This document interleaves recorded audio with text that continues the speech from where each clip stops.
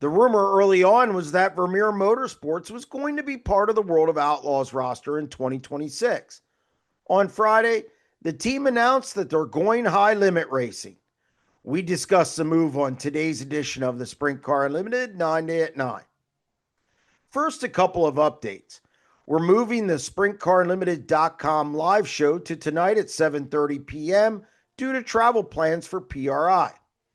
Also, you can purchase a year's subscription to SprintCarUnlimited.com for just $28 if you use the coupon code HOLIDAY2025 at checkout. There was a feeling in some circles that Kerry Madsen and Vermeer Motorsports were going to stay the course and run under the World of Outlaws banner next season.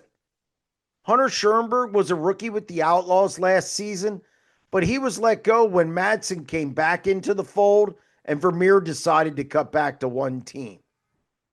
But there was a lot to consider when picking a series for next year.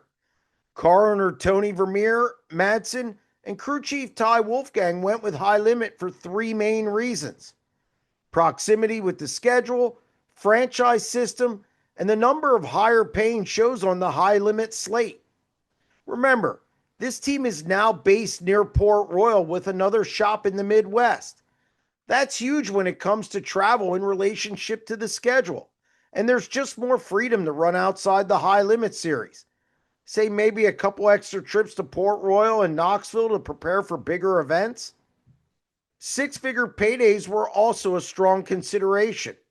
Madsen and company can run four of them on the high limit schedule, plus the High Bank Nationals, Kings Royal, and Knoxville Nationals. Then you have the Eagle Nationals, Tuscarora 50, and Season Ender at Texas that pay $50,000 or more. Finally, the franchise system weighed pretty heavily. Instead of two mid teams, the organization feels they can have one really good team that can finish in the top 8 the next 2 seasons with high limit and earn a franchise.